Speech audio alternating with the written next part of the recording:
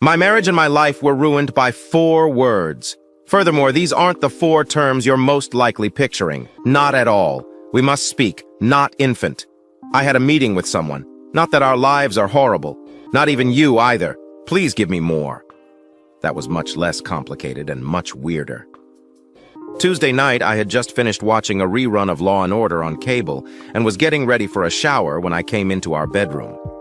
I frequently watch programs about law enforcement and the new castle calls. Really? And that ought to have been enough for me. In my day job as an assistant prosecutor for Duval County for people from the North, it is equivalent to the office of the district attorney. It's our job to prosecute the bad guys and, when possible, put them behind bars. In any case, I enjoy this genre of police dramas. Even after working there for 10 years, I still enjoy my work. In any case, Debbie was curled up on her side in bed with a rumpled pillow, poring over a travel magazine. She is an assistant professor in the College of Business at UNF, and she usually brings in a ton of student papers to review. She's meticulous, but it usually takes her 2 or 3 hours to check them. It was now 11 p.m., and she was unwinding. Even though I was enjoying the view, we had been married for 17 years. Even so, there was something appealing about her tall, blonde hair, trendy movie star haircut, and Jennifer Aniston-esque bangs. Despite being 39 years old, she appeared to be 10 years younger. During the week, she was usually too exhausted to entertain the idea of me taking an evening shower and brushing my teeth, but she insisted on it.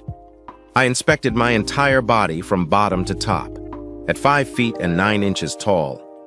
Debbie, at 550, was still relatively trim from her gym visits, but I already had the demeanor of a middle-aged man whose only exercise was the occasional round of golf when office politics required it. I took a shower and felt like a new person. I pondered.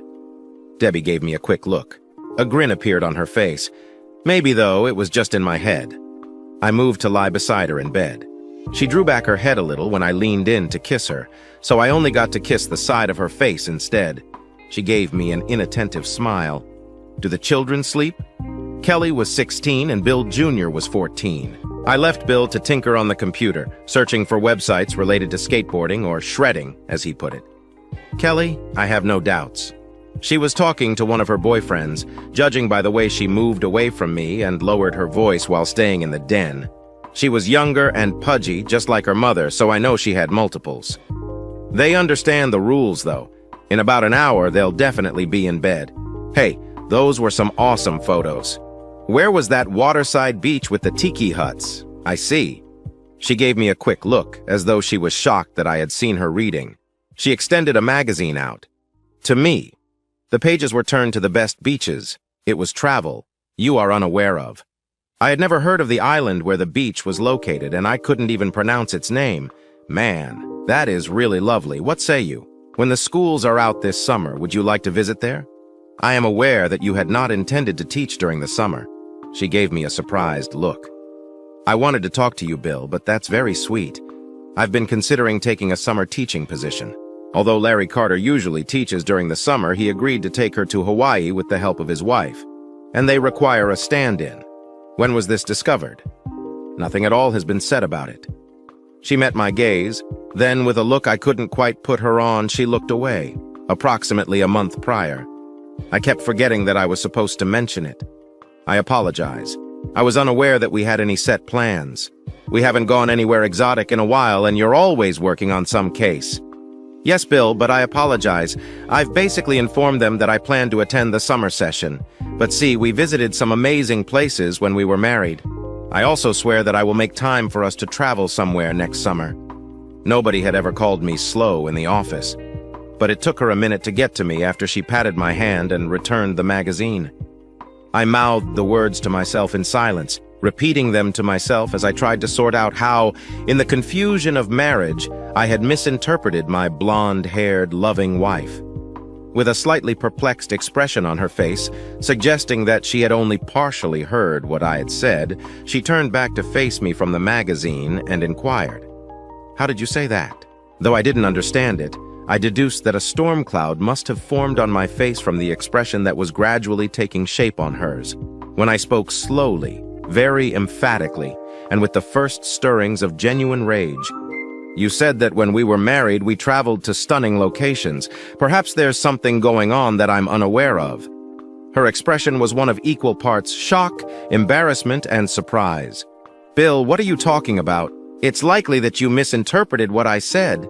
"No, you made it very apparent and unambiguous. I kind of thought we were married when we were. I inquired to see if there was anything I was unaware of for this reason." She attempted to meet my eyes with a shake of her head. "Bill, I'm not able to say that. That is absurd. No, it's simply strange. I am aware that we are wed, sweetie." "So where did you get this from?" "I didn't." "Yes, I see what I meant to say. When we were married, we visited some nice places. That is precisely what I intended to say." "Yeah, that crossed my mind, and I knew she was lying. We aren't close enough to each other when we were married to make a mistake like that. Furthermore, she didn't think before speaking. It emerged by itself. She seemed to be speaking without even considering what she was saying. We refer to these as Freudian renditions in the office. The majority refer to them as Freudian slips. A person may say things that land them in jail when their mouth becomes more powerful than their mental control, or Rayford's death chamber. Any police officer or prosecutor is aware that a person's unconscious mind is constantly operating at full capacity, regardless of how well controlled they may be. Additionally, when you commit a mistake, your unconscious mind tries to reveal the things your conscious mind wishes to keep hidden. What is going through her mind? I realized, as I gazed at her stunning face, that she was still fixed like a laser on my eyes. The way I was reading her, she was trying to read me. The only reason I was better at it was that I'd done it for a living for a very long time. I looked at her and realized that I had never looked at her that way in my 17 years of marriage and my 2 years of dating. The way our fellow police officers referred to suspects, scumbags, and criminals was how I would view them. I wasn't comfortable with how I felt about her. I laughed against my better judgment, but it was a sour laugh. "You're correct, sweetie. Words can be twisted by anyone. Even I occasionally engage in it. Admittedly, you frightened me. Do you know if we were ever married in a formal sense? Perhaps there was an issue with the marriage license, or did you divorce me in secret?" Without turning to face me, she kissed the back of my hand with her face pressed against it. "I apologize for how I stated it, Bill," she said. "You are aware of my love for you. In my life, there is only one man, you. Compared to when we were married, I love you even more now. My children are under your father's care. That is absurd." I said it without thinking it through. However, I was unable to remove my prosecutor's hat. When she declared her unending love, I questioned why she avoided looking at me. I was listening to her and considering what she had said, her voice. I discovered the professional side of my mind, not my husband's. After listening to thousands of testimonies and thousands of witnesses on the witness stand, weighing what she said, and repeatedly without end, the same query would not leave my mind. It indicated to me that she was using the past tense when she said, "when we were married." That implied that, at least in her opinion, we were not married in the present tense, or that she no longer desired to be married to me. Or was she going to declare herself unmarried soon? Was a divorce imminent? Which would have naturally raised the question. Was she simply fed up with me and prepared to ruin me, to begin a fresh life with a different man? Or had she already found someone to take my place? She's currently having fun with another guy, though. That explains why we didn't live long. So dull, so flavorless, so boring. We were parents 100 times more often than we were lovers or partners because of this. Naturally, a part of me kept telling myself that all of these ideas were ridiculous. She was merely mispronouncing the words. Everything will return to normal tomorrow morning, and within a day or two, I'll be laughing at my own paranoia. I've been a prosecutor for far too long, seeing the darkest aspects of human nature, and it has strained my perception of everything, including my marriage and my wife. Even though I really wanted to believe it, everything seemed off. It was an easy error to make. Why, though, did she respond that way? Had it been insignificant, she would have simply chuckled, returned to her reading, and made fun of me for making a mistake. However, she didn't.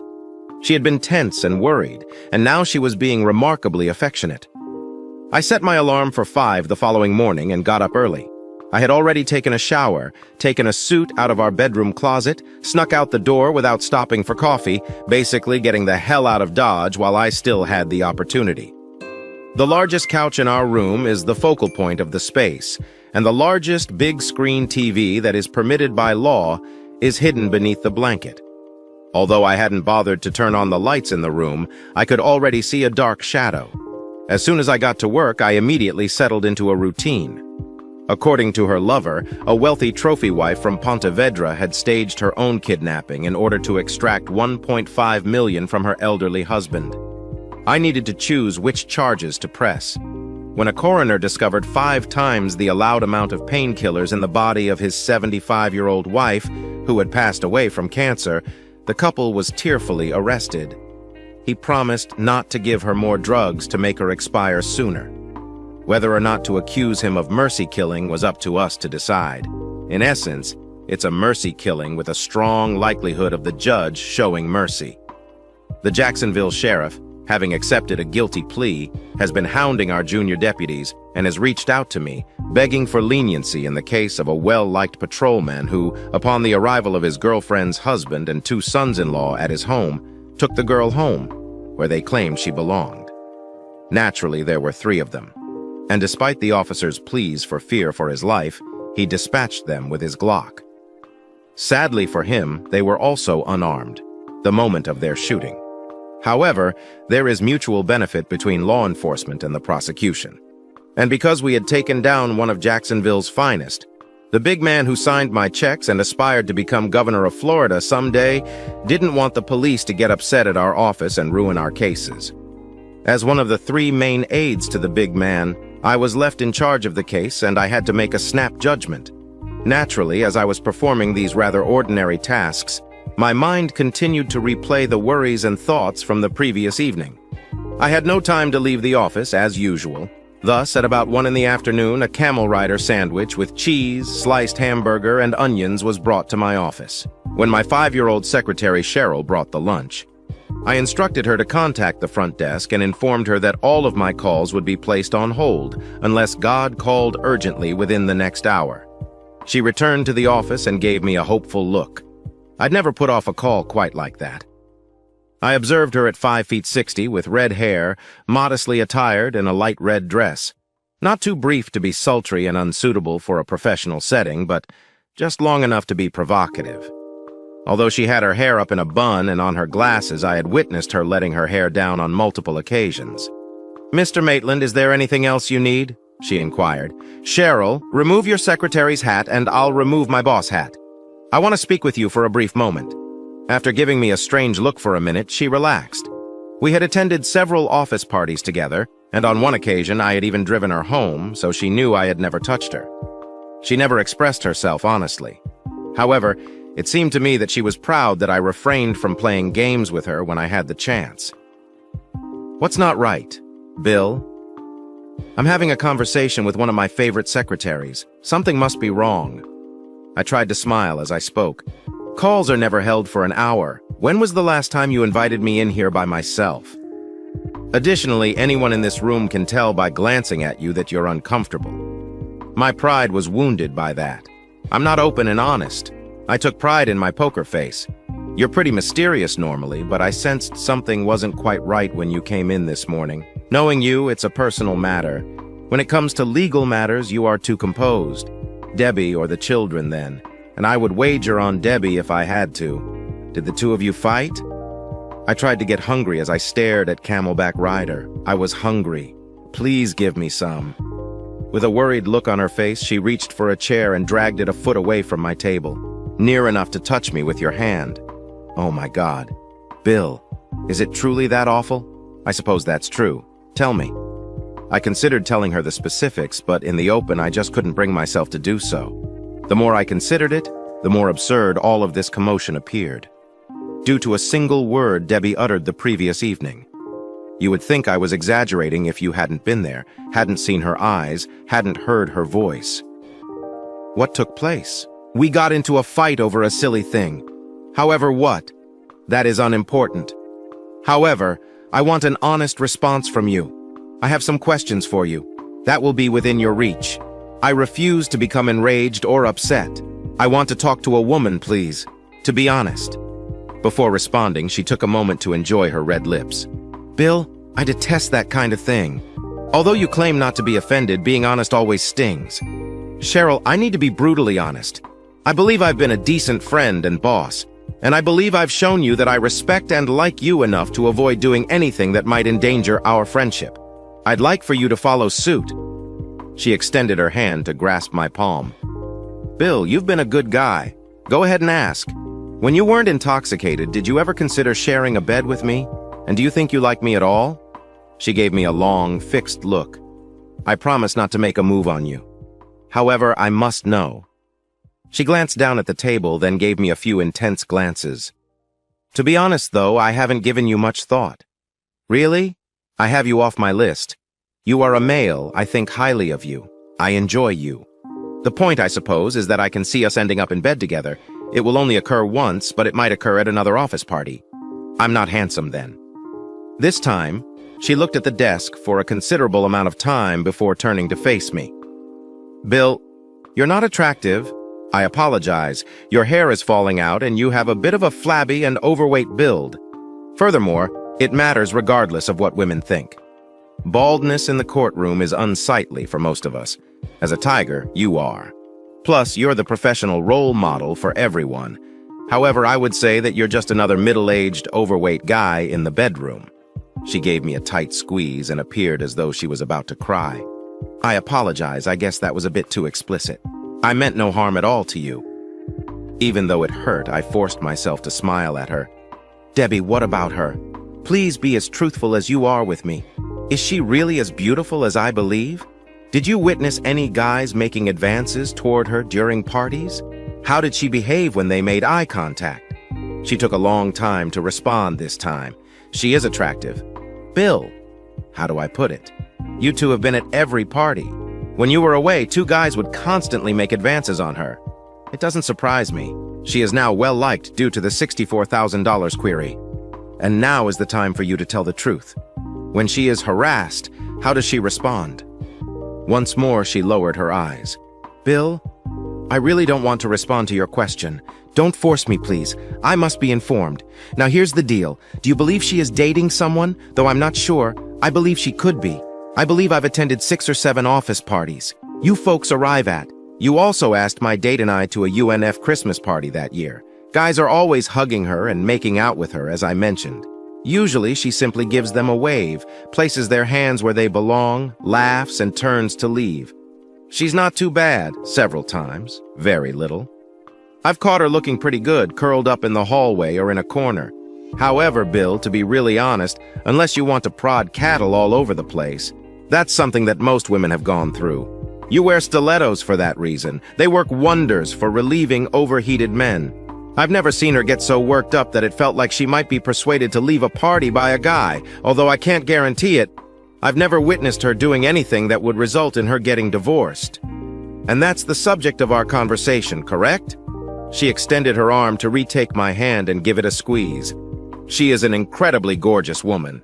She might be unfaithful to you, but if she is, she's being very picky. And in my opinion, no. It's only a feeling. I reclined in my chair and inhaled deeply. I was so not hungry that I could not even take a bite. However, you're stating that she's an extremely attractive woman. The guys always fling themselves apart when I'm not around. I'm also an ugly, boring old man. Is there a problem with that image?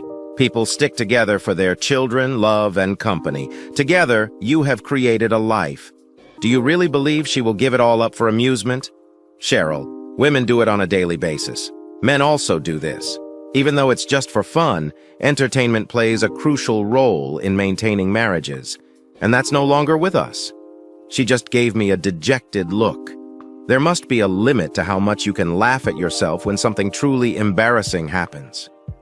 Trying not to think about what awaited me at home, I spent the rest of the day sifting through the general stream of law-breaking, incompetence, and betrayal that is inherent in any prosecutor. That was where it was beginning to really get to me. My work is demanding. Too much grime and destroyed lives to cope with on a daily basis. My home was always a haven where I could always count on my wife and kids' love and make myself believe every night that the world I lived and worked in was not real. And now that haven, that hope of faithfulness and love, was beginning to fall apart. At 6:30, I arrived home, which is not too late for me. Debbie almost always left dinner in the microwave or refrigerator, and I would frequently stay up until 8 or 9 o'clock at night. Once I arrived at home, she was home sometimes. At other times, she was away attending a meeting. Meetings abound, some business-related, others more routine, but all a part of the office politics that are a necessary part of working in any organization. I moved past it, and I didn't mind if she returned home at 1 or 2 in the morning. The drinking went on, but I never found it bothersome. I've seen enough cases of adultery turning into homicide or mayhem to recognize the warning signals. She never kept much information to herself, hastily showered and slapped her clothes. I never gave her a checkup. I had never thought of it. However, I frequently learned by happenstance from other people that she was indeed where she claimed to be and engaged in the activities she claimed to be. Worst of all, my thoughts about her had now devolved into unsolicited suspicions. Now where was she? With whom was she with? If she told me the truth, how would I know it was true? I could feel my anger rising once more. Ignorant bastard. Even if she cheated on me, all she would have to do was laugh at my reticence from last night and make a joke out of it. I would be fat, content, and ignorant. Neither she nor the kids were at home tonight. It was not surprising. I took a look around. Whenever she needed to go outside, I could always count on her to leave a note for me in the microwave or on the refrigerator. However, nothing was present. I just listened while I stood there. Nothing is as silent as an empty house. Most houses are buzzing with TV shows, radio stations, conversations, and laughter. I went to the liquor cabinet and got out a gold slugger bottle. Before a friend of Bill Jr.'s slipped one bottle into an adolescent party a few years ago, I had never heard of Goldschlager. I located it, seized it. I liked it after giving it a try. I always have a bottle in my cupboard because of this. It's a great drink, even though it usually takes me 3 to 6 months to finish the bottle, for the initial instance. After taking a sip, I strolled around the house and glanced into the 2-car garage. Her 2004 Nissan 350Z was cold to the touch when she was parked in the lot. Someone had come and picked her up, wherever she might have been. I ended up leaning against the big screen TV from hell in a big padded chair across from the couch. I switched it on and curled back into my cocoon of cable news. I did my best to ignore Debbie, her location, and the people she was with, along with all the awful things that were happening in the world. Bill Jr. broke through the front door at 9:30, texting and talking on his phone in turn. I yelled, "BJ, come here now," as he continued to head upstairs to his room after I called his name multiple times. He gave me a look of surprise, as though he hadn't noticed me at all. He said, "I got to go," into his cell phone after a moment. "I'm needed by the elderly man. I'll speak with you later." He texted a couple of words and then cut off. Then, without taking his eyes off the stairs, he turned to face me. "How come?" I was irritated by his tone, but he was a teenager. "I simply wanted to chat with you." "Where is your mother, do you know?" After glancing briefly at me, he turned back to the stairs. Clearly, he had more important things to do. Not seen her yet.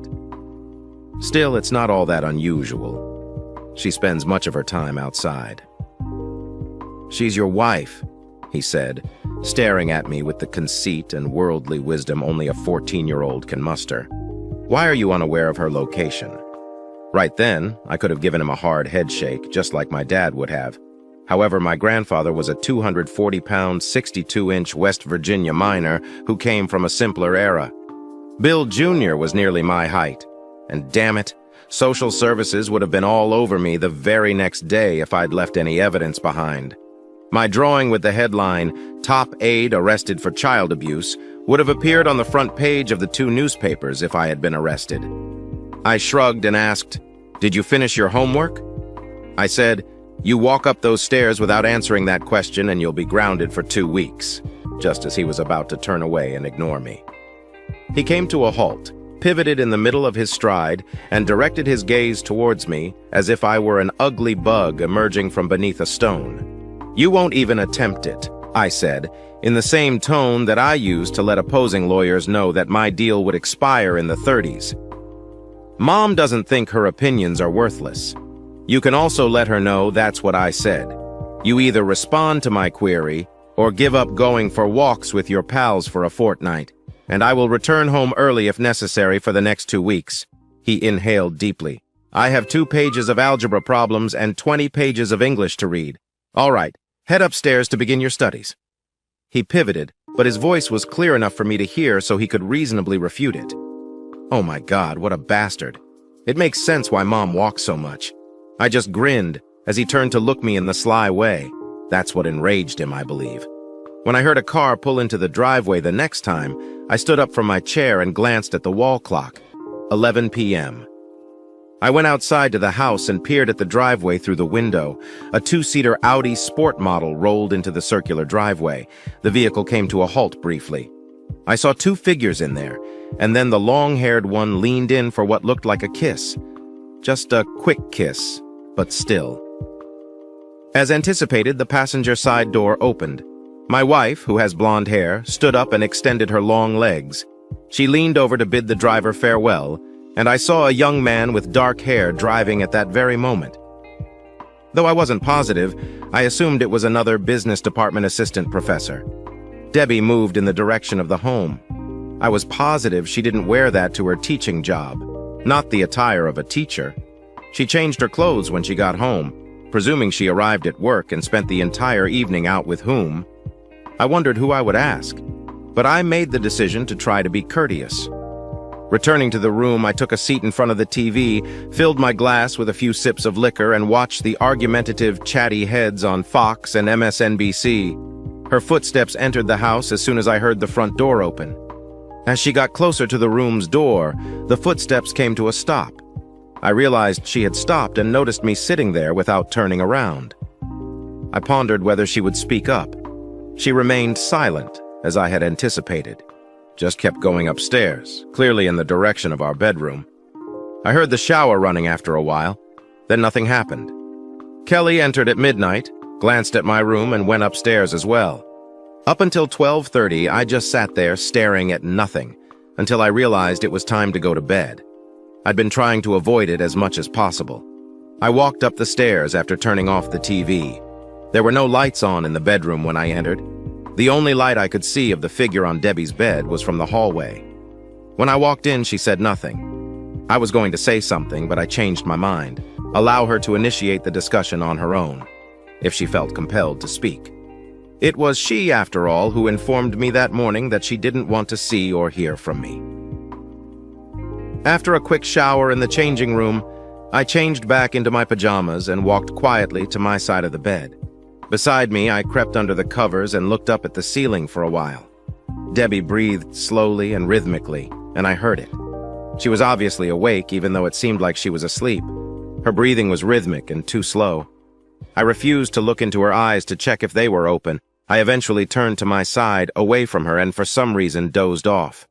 Without saying anything to her, I got up early the following morning, got dressed, and left the house. I stopped at Hardee's for an egg bacon biscuit on my way to work. I thoroughly enjoyed my work as I lost myself in my world of mayhem, deceit, and murder, possibly a bit more than typical. Debbie hadn't gotten back to me. Neither on my work phone nor on my personal phone, nothing. It appeared as though I was single. The only thing that brought her to mind was when Cheryl briefly peeked into my office and said, "What's up, Bill?" Nothing.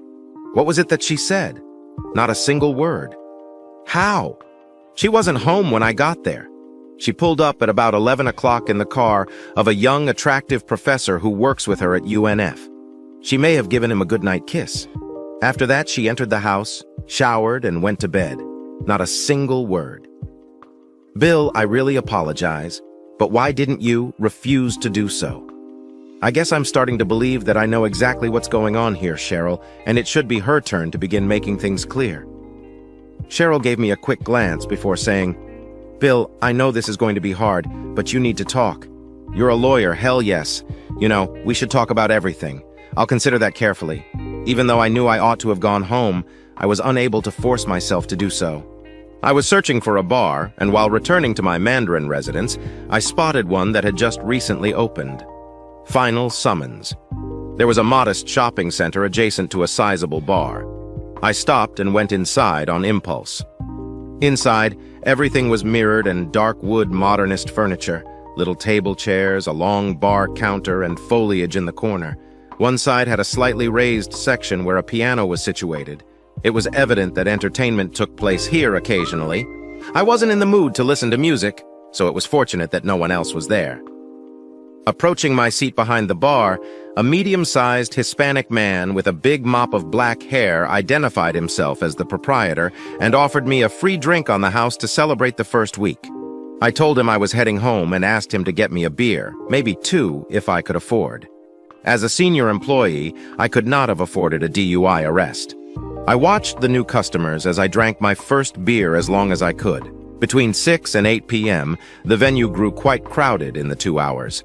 I had a second beer after that, which I finished almost at 10. The first time, my cell phone didn't ring. Debbie was used to my tardiness, but by 8 in the evening, she was usually estimating my return time. I pondered whether her call came from her being away from home with the young professor, unable to delay it further. After 20 minutes, I was back in my driveway. Both the living room and kitchen had lights on. I looked around the kitchen as soon as I got inside the house using my key. In the microwave was a plate with vegetables, rice, and a pork chop. I felt as lethargic as before. Despite my temptation, I refrigerated the dish instead of tossing it in the trash. Perhaps tomorrow the kids would eat it. I glanced inside the room as I was passing by and noticed her seated in a chair in front of a big glass coffee table. She appeared to be unfolding documents and going through them. She was listening to a mix of her favorite Human League and Cranberries records on the stereo while sipping what looked like a glass of white wine. I passed by without saying anything to her, and she didn't turn to face me. I made my way upstairs, showered, and went to bed. I don't know why, but fatigue struck all of a sudden. I believe I dozed off before my head touched the pillow. It didn't appear that she had spent the entire night in bed when I woke up in the morning. As I was ready to leave the house, I glanced into the room and saw her curled up on the couch. She was still dressed in her blouse and the same kind of skirt she wore to work. She had a lot of wrinkles. She abruptly raised her head, gave it a little shake, opened her eyes, and met mine as I stood beside her. We were both surprised, I believe. After a short while, I grabbed my briefcase, got in my Escalade, and headed to work. It was Friday, and we were getting ready for jury selection and the trial that would start the following Monday. On the kind of Friday that there are a million tiny details to troubleshoot at all times. I worked nonstop until 10:30 p.m., at which point I turned out the lights in my office. By the time I arrived home, it was 11:30 p.m. The house was quiet and dark as usual. I noticed notes on the refrigerator from Kelly stating she was going to a concert with friends and would be spending the night at a friend's parents' house, and from Bill Jr. stating he was spending the night with a friend. I promptly called the numbers that the 2 children had left. I was at ease for them because their stories made sense and I knew both of their parents. Debbie was where? Her Nissan had vanished. I made my way up to the bedroom and past the room. She had vanished from view. For the first time, I wondered who I could get a divorce from if things had gone this way, and I started to wonder why this surprised me. When I realized what I was thinking, I shook my head. A few days after a fight, a divorce. How in the world had this happened? I almost reached for my phone to give her a call, but I forced myself to stop. Even though I knew it was foolish, I couldn't bring myself to call her. Nothing I had done had gone wrong. It was her who had started the whole thing, and her damn suspicious reactions had only made it worse. Perhaps I shouldn't have charged her with infidelity. However, oh no. After the way she behaved, you'd have to be a total moron to not wonder what was going on. She was in error. I was disgusted by her. She went out on dates with strangers, drove home alongside unidentified young men, had a sexual relationship with them. With the exception of the poor slob who had toiled for 17 years to give her and the children a decent life. She was lovely and amiable with everyone. Tonight, it wasn't my turn to initiate contact. I didn't even need to consider my options. I hardly had the energy to shower and remove the perspiration and grime. Indeed, even attorneys perspire after a demanding day and retire to bed. I fainted for a second, and then I had one of those moments when you wake up and don't know where you are. It took me a few moments to realize that I was in my own bed. However, there was an oddity. Then it dawned on me. In bed by myself. I glanced at the nightstand's alarm clock. The time was 10 in the morning. I surveyed the bed. She hadn't slept in it before. I got out of bed and made my way downstairs. Perhaps she arrived late and passed out in the room. Perhaps she was getting ready for breakfast. It was possible, though not something she did very often. Surprisingly, the house was emptier, quieter, and larger than it appeared. Her Nissan was still missing. The night before, she had not shown any signs of returning home. I took 3 quick glances around the house, but nothing changed. I attempted to recall if we had experienced anything similar during our 17-year marriage. I was aware that it hadn't. After only a few heated arguments, it appeared as though our marriage was failing, like the tide taking back a sandcastle. Is it possible for someone to be so blind as to miss months or even years of warning signs? I could have started making calls, but I was an ugly, unattractive, prematurely aged husband whose wife was spending the night away from home without informing me of her whereabouts or plans. Never mind about her. After getting dressed, I went to the closest Waffle House. I liked their fluffy omelets, but all of their specialties were unhealthy, and I wasn't concerned about my waist size at the moment. I suppose that was too little, too late. I was sipping my 4th cup of coffee, washing down the last of my omelet and crispy bacon at nearly noon, when my cell phone rang.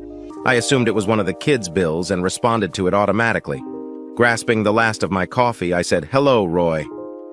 My in-law was a man named Roy Bascom. We always had a good relationship.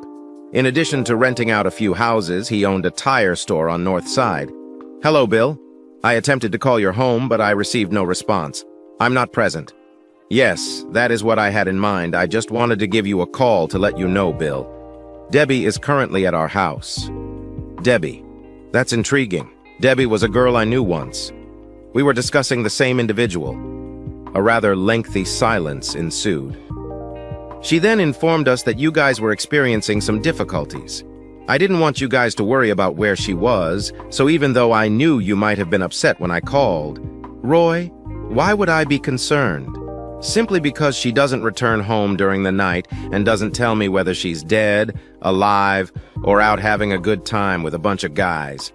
You behave as though I'm a married man or something, not a girl who goes out with other men after spending my paycheck. Stop talking like that, Bill. You're referring to Debbie, who is your wife, our daughter, and your children's mother. You know that she isn't chasing you around? Am I familiar with Roy? How could I find out? I only know what she says about her activities because she spends a lot of time away from home. Additionally, I saw a young man she works with the night before last. At 11 o'clock at night, drop her off and she gave him a goodnight kiss. By the way, did she tell you about that? When did she show up at your house the previous evening? Oh my, I believe I've figured out her concern. She claimed that after you two got into an argument about something ridiculous, you accused her of being unfaithful to you and haven't spoken to her since. You're also mistaken when you say she kissed someone. She informed us of that encounter. She was attending a college meeting and the man who provided her with a lift was a friend. She had an emergency and had to leave early, but she was picked up by a colleague. That guy you saw offered to take her home in a car. No one exchanged kisses. Bill, she arrived here immediately after school at 5:30 p.m. and spent the entire evening here, unless you believe we are telling lies to her. Are you really that far along? Roy, you'll help her. After all, she's your daughter. You might give me a little advantage, though, having known me for 19 years and being a good husband and father to your grandchildren. Furthermore, if she was planning to visit you, why didn't she leave a message, give me a call, or take any other action to prevent me from discovering the next morning that she had spent the night with someone else and having to give our asset division some serious thought? I tried to remain calm, as I felt a black tide of anger well up inside of me. Now that I think about it, why in the world isn't she talking to me right now if she's so worried? Why does she always have to call me my dad? In a moment he said, "I know she was wrong not to let you know where she was, Bill," with an apologetic tone. "She's not picking up the phone because she doesn't want to talk to you, as I told her she should have. It is necessary for me to disclose that I have known you since before your marriage. And she's never looked like this to me. She is furious with you. I believe that when you accused her of being unfaithful, you actually caused her pain. I'm not sure. I'm not sure if I can retract those remarks." I sipped the last of my coffee. Let me check if I understood this correctly. I'm offended by something she said, but I have to move past it, and I said something that made her angry. Additionally, she is behaving as though my words have ended the marriage. Is that accurate?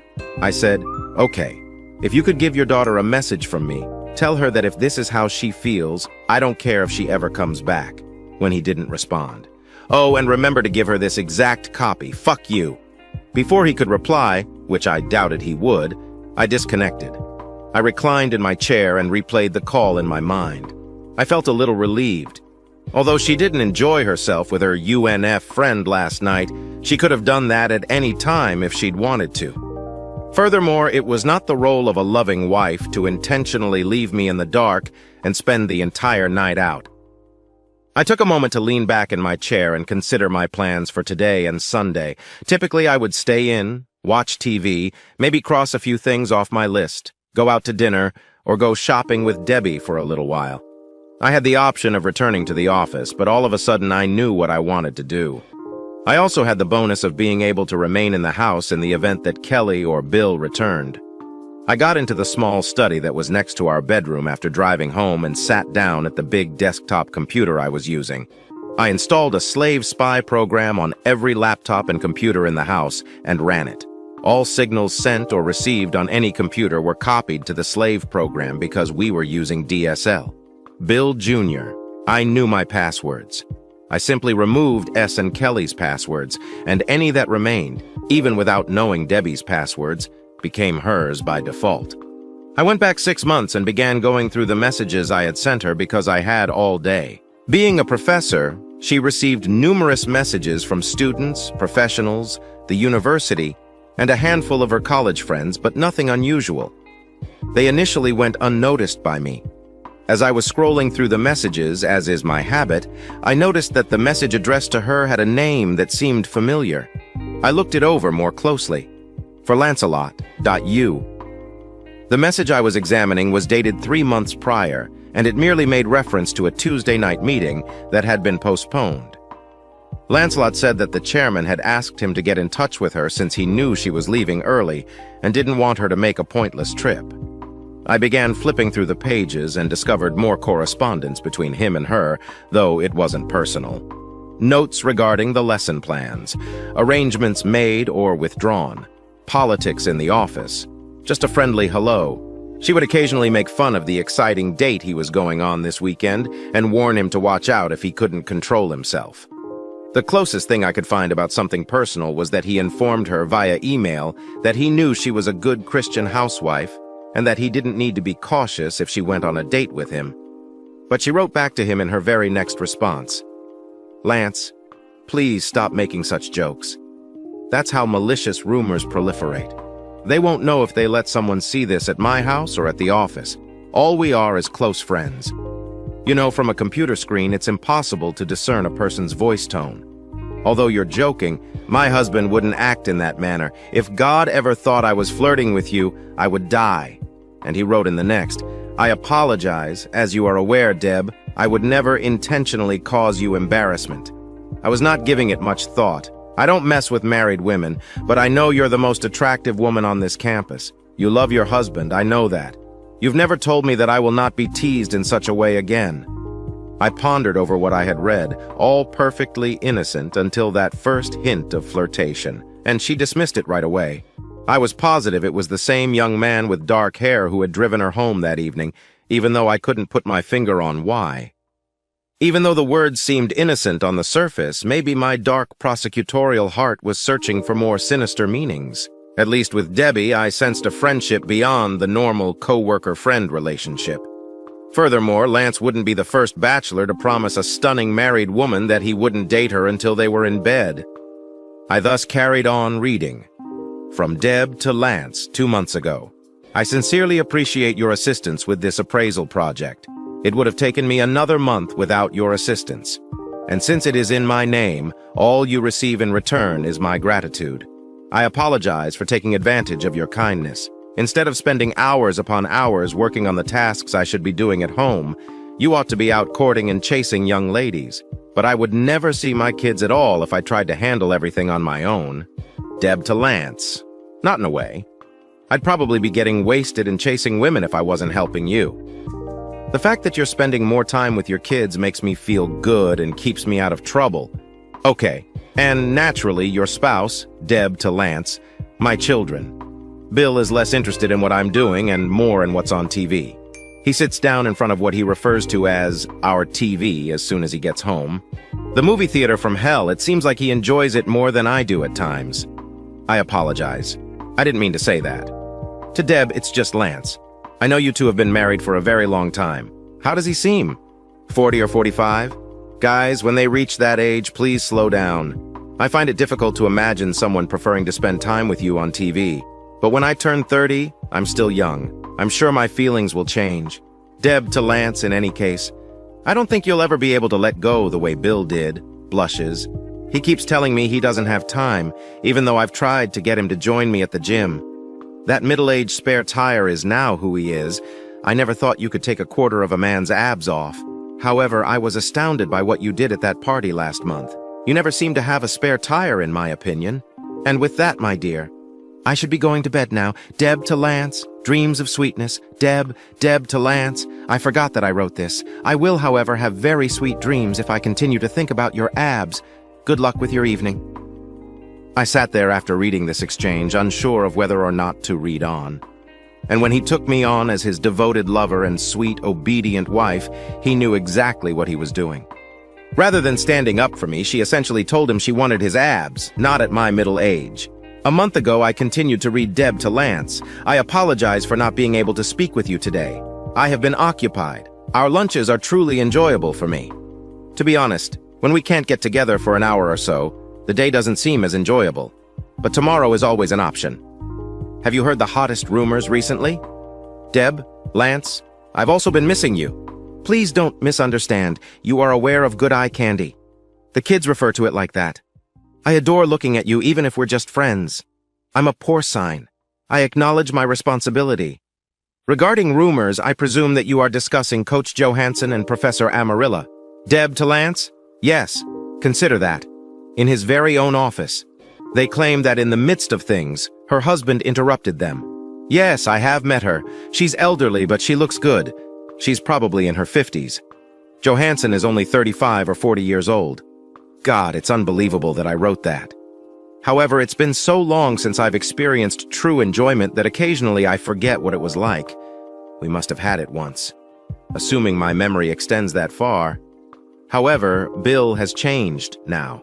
If you even breathe a word of this, I'll destroy you. And after 5 or 6 minutes, he was out of breath. I can't talk to him about it, and I'm embarrassed to even tell you this. And occasionally, if I can't tell someone about what's happening or not happening in my life, I feel like I'm going to scream. I have no idea how I made it through the days leading up to our meeting. We're not lovers or married, so I can be completely honest with you. We are friends, and at this point in time, I need a friend. Deb to Lance. You are free to tell me anything, you know. Deb, I'm willing to assist you. That is, in a physical sense. Do you really believe this is how you will always be? Deb to Lance. Which option do I have? Our marriage has lasted for 17 years. Our family consists of 2 kids. He has exerted every effort to ensure my happiness. I am aware that there is nothing on earth I could ask of him, that he refused to do. He's such a good man, and I should love him so much more than I do that damn thing. Please understand that I adore him. And I know you know I love him, even though we occasionally flirt and maybe go farther than a middle-aged married woman should. I would if I didn't love him. Deb to Lance. Refrain from saying it. Don't put it in writing. Though I'm aware of your thoughts, I know you still love him. It's not me that you love, but him. Furthermore, I won't be the one to break the 2 of you apart. Deb looks up at Lance. You could, I'm sure of it. If you were, like a lot of the young guys here, an asshole, you know? However, you were a good man and a gentleman. I really like you because of this. To put it simply, I hope you realize what a unique friend you've become. I'll now give up. My spouse experienced love, fell for a different man. All she was doing was trying to get the nerve to fall into his bed. And our marriage was over the moment she did. I was 10 years older than this bastard. He had a toned abs. My wife was envious of his poise and drooled over him, and I was a middle-aged, balding, fat bore. I made myself finish the book. After the previous post, there weren't many incriminating ones. Then, 2 weeks ago, I discovered one from Deb to her Lancelot. I apologize for not dropping by for lunch today, Deb. Lance. I wanted to call and at the last minute pretend to be busy or something, but then I understood that was not how I could lie to you. We've grown to be close friends. The truth is something you deserve. I concluded that we should take a break, take a step back. Although you think of me as a friend, I am aware that you are also drawn to me. That is a compliment. You're a young, attractive hottie, and you have no idea how much your flirtations boost my self-esteem. However, I've always stated unequivocally that I am a married woman. A married, devoted woman. Not happily married woman, as you may have noticed. I can't say that because you know me too well. I should have been much more forthcoming with you than I was with anyone else regarding the issues in my marriage. The worst thing is that I feel like I know you better than I do Bill. Even though he is my spouse, he is unaware of how slowly our marriage is failing. He has no comprehension whatsoever. What a clever man, so proficient in the legal arena. However, he is a failure in our marriage in real life. He is gradually losing my love as well as my lust and respect. I feel like a creature trapped in a net. I've made 1,000 attempts to come up with ideas on how to revitalize our relationship, our union. I've considered attempting to bring life back into our relationship, but damn it, I'm not that good an actress. I am no longer satisfied with him, and I haven't been for a very long time, regardless of how intelligent or skilled a lawyer he is as a man or as a male animal.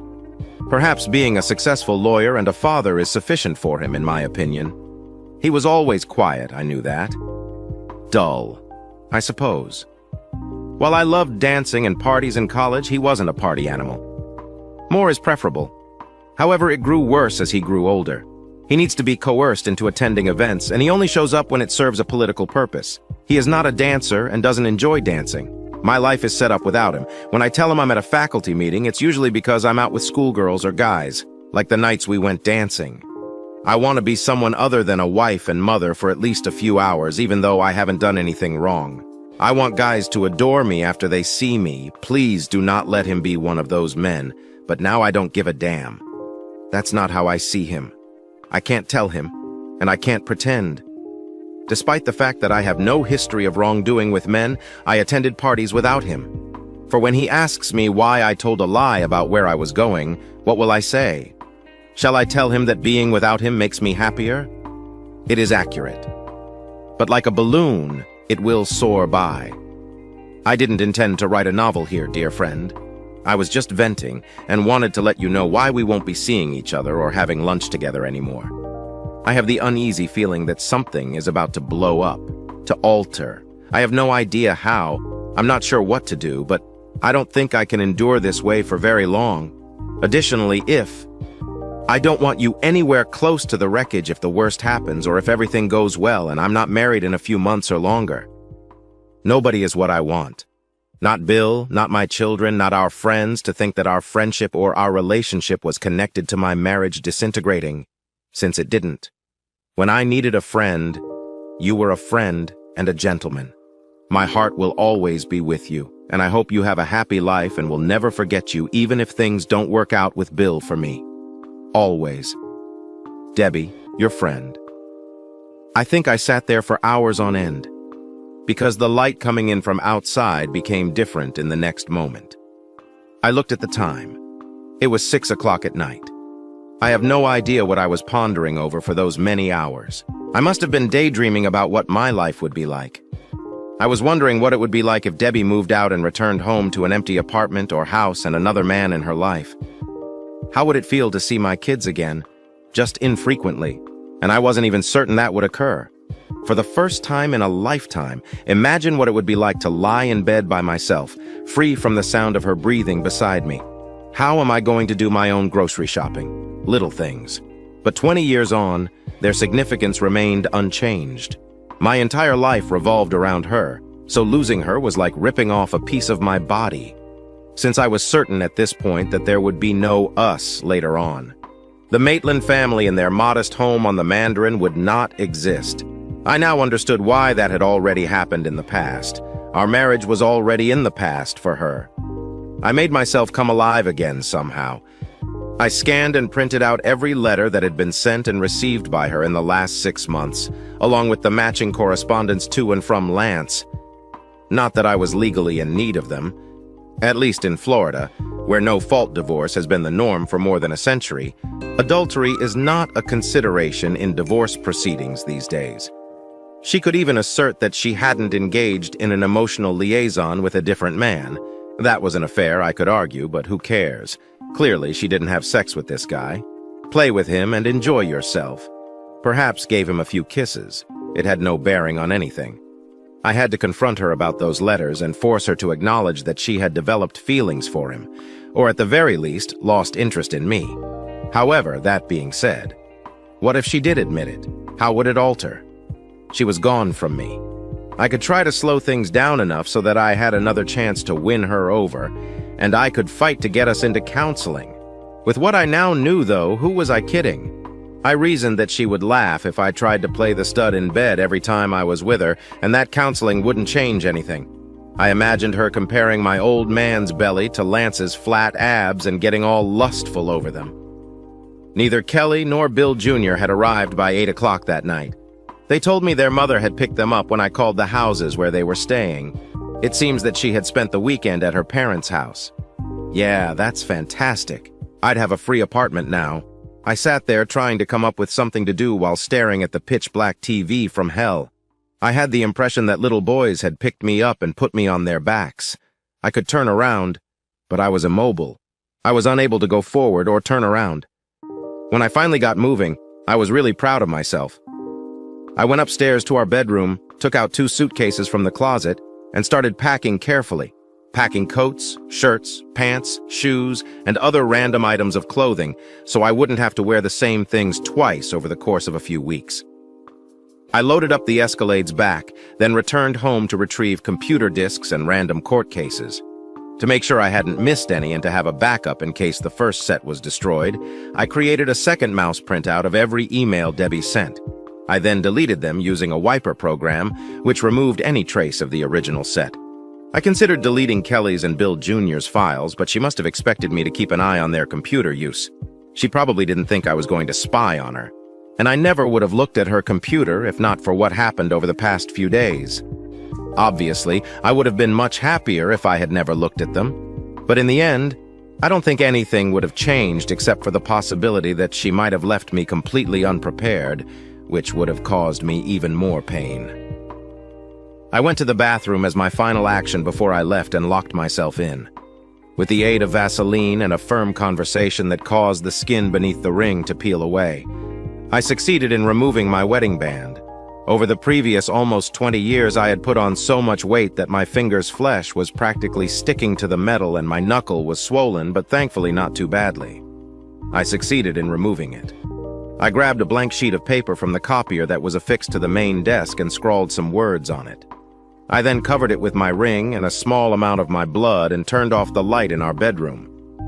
After leaving the house, I shut it.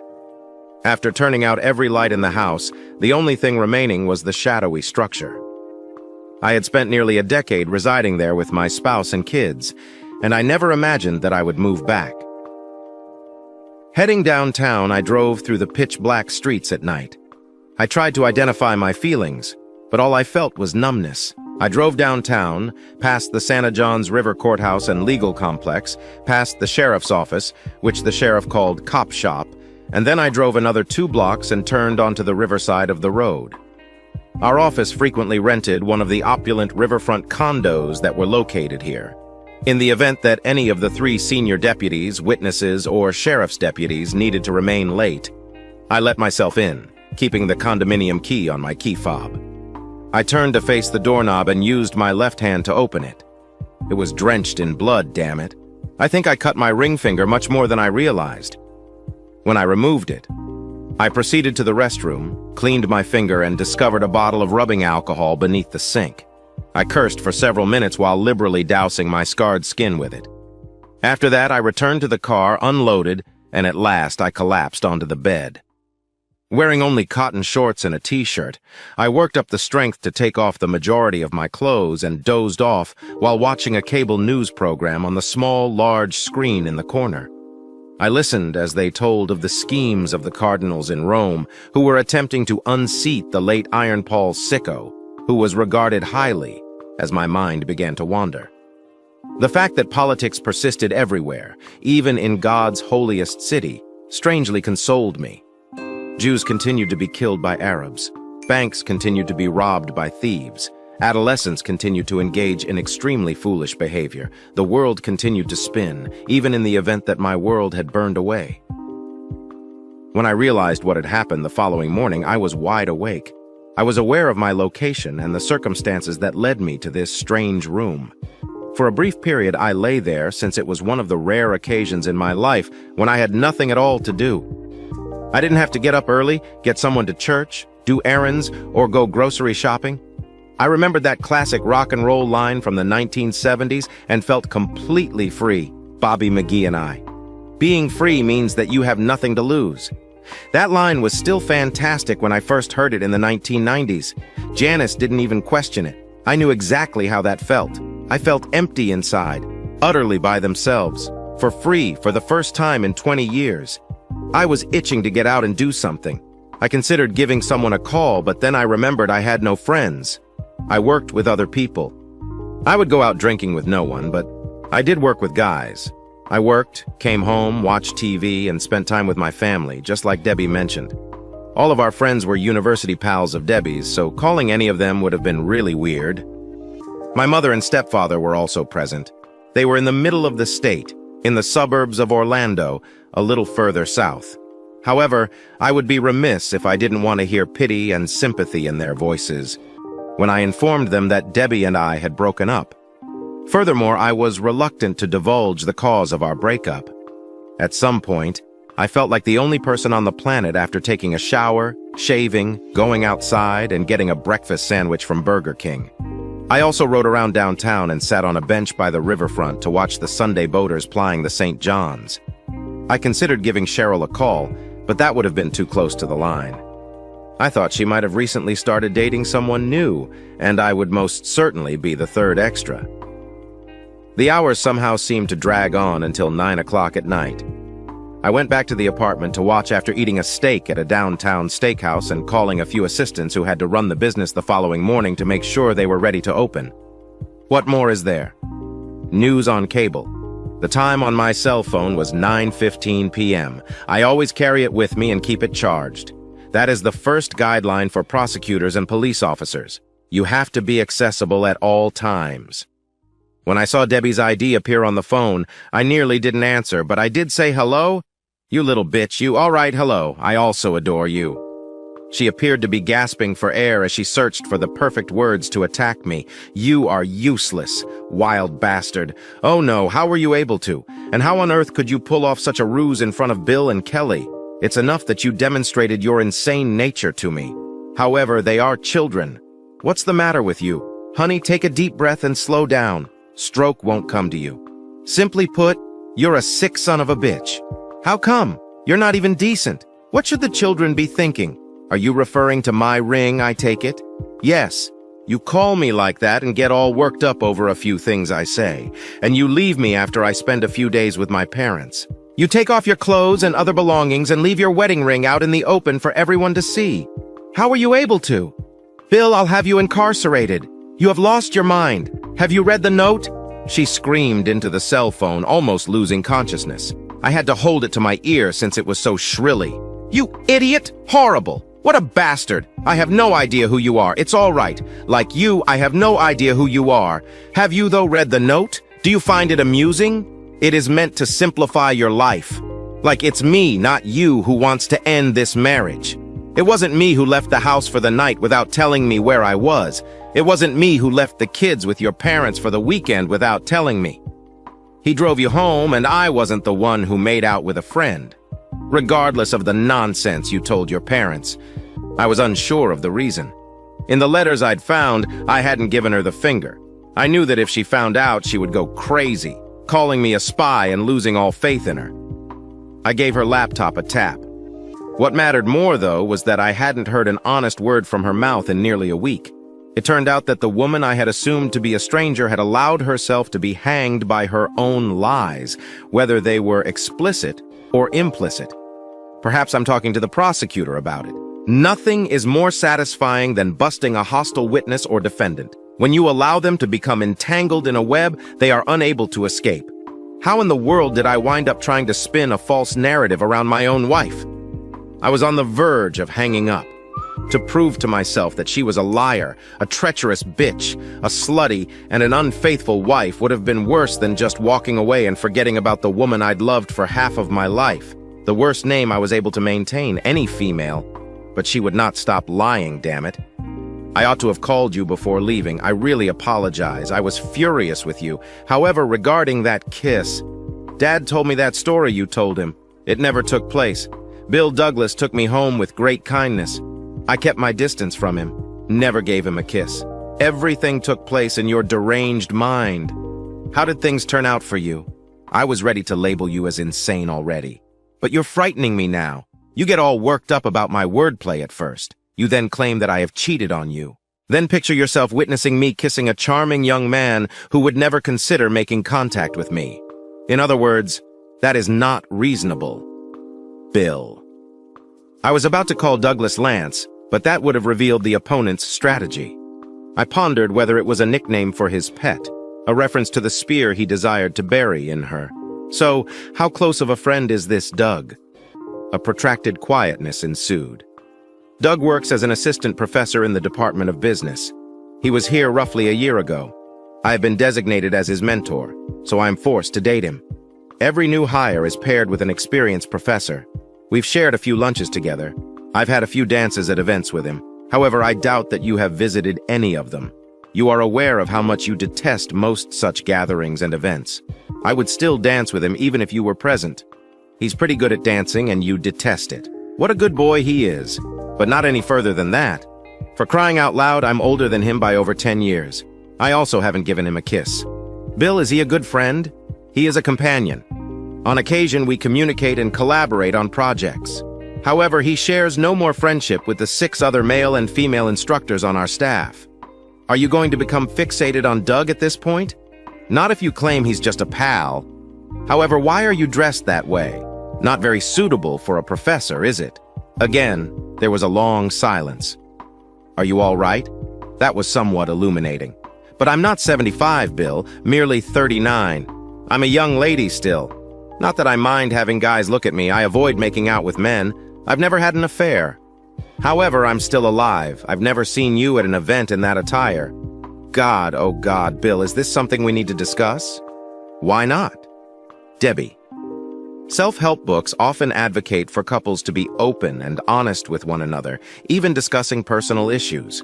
How come you can't respond to a straightforward question if I'm irrationally suspicious and overly envious? When I'm not around, why do you show off your amazing body by dressing provocatively? Why don't we discuss this when you get home? I'm not sure if I will return home. A protracted quiet. It's obvious that you don't care if we continue to live as a couple and as a married marriage. So why in the world am I wriggling around trying to hold on to you? You're not aware of my wardrobe choices or my hairstyle changes. Yes, it's been 10 years since you've taken me out on a date or got me wasted. I want to remember what it's like to be attractive to men, so I wear these clothes for other men. And any man, in fact. Do you think that's honest enough? For the first time in days, this time, I believed she was speaking the truth. Regarding me, what did that say? I was suddenly at a loss for words. I apologized, Deb. I apologized to Annette for everything. She didn't know that I had surreptitiously peered into her heart and soul and discovered the secrets she had withheld from me. So I'm sure she didn't understand what I said. She was unaware that I was expressing regret for allowing myself to age too quickly, for losing the ardor of our formative years, and for putting my career before my wife's needs. I was expressing my regret for allowing her love to elude me until she was more the property of another man than of myself. Are you returning home then? Why not? Because she still loved someone else more than she loved me. For I still had no chance against Lance in a contest for her love or allegiance. Deb, I don't do that. I'm not angry with you. I'm just thinking that perhaps we should take a temporary break from each other. She paused to think for a while before responding, Okay, Bill. However, you'll come to regret it eventually. You will despise yourself for your current actions. For me, maybe give the kids a kiss. They aren't old enough for it.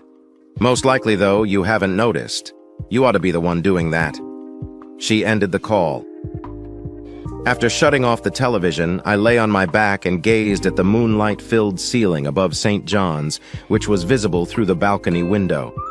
I was already regretting everything that had happened over the past week, even though she might never know. However, I made the necessary corrections. Not even a week had passed.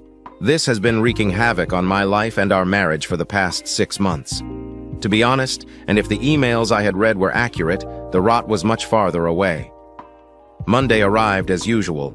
There were murders, manslaughters, and a man at the naval base in Jax who, furious with his wife, took their 8-month-old daughter, who was wailing non-stop, and shook her until her skull started to bleed into her brain. Those were the only cases, nothing major. However, his parents were very wealthy and used their money to hire a lawyer in New York to give the hillbillies of North Florida some new legal strategies. An 8-year-old boy who had thrown himself on his 2 siblings to save them was shot in the brain in the first of 3 trials involving drug-dealing brothers who attempted to teach a rival to stay off their property by barraging his North Side home with bullets for his courage. It was all but pointless. Everybody was heading to a cell. It was an ordinary week, but there were motions to file. Selection of jurors had to start. As usual, witnesses had to be pacified or made to flex their backs. The nights were brief pauses to rest and get ready for another day of work, and the days went on forever. I never performed in courtroom theater. My role was to ensure that everything went without a hitch. Cheryl trapped me in my office one afternoon between 2 crises of crushing importance that would be forgotten by the next day. You were said to be staying at River. You separated from both Debbie and your children. Things take place. After I left, she shut the door. What's going on, Bill? In the middle of the workday, there's too much to tell you. Additionally, there is too much that I couldn't tell you. There is absolutely no separation. All I wanted was some time apart so that we could both get our breath back. Do you have any idea how frequently you disappear and never return? I'm not sure if that will occur. You ought to have assured us that it would never occur to us. She simply shook her head at me when I didn't respond. Oh my goodness, I detest witnessing yet another failed marriage. Bill, don't do this. I'm not sure what's going through your mind, but don't leave your marriage without putting up a fight.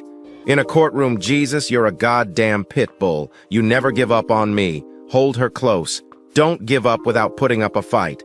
Without 2 people who want to stay married, there can be no marriage. And that's the sum total of it.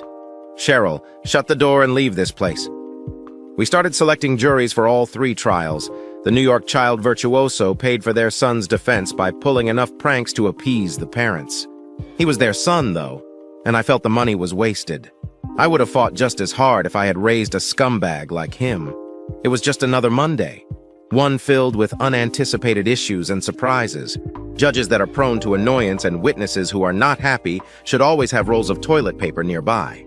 Somerset Maugham once counseled them to keep in mind that they are merely men and women in temporary positions of influence rather than tiny tin gods. I was going to finish work at 7 p.m. when my cell phone rang.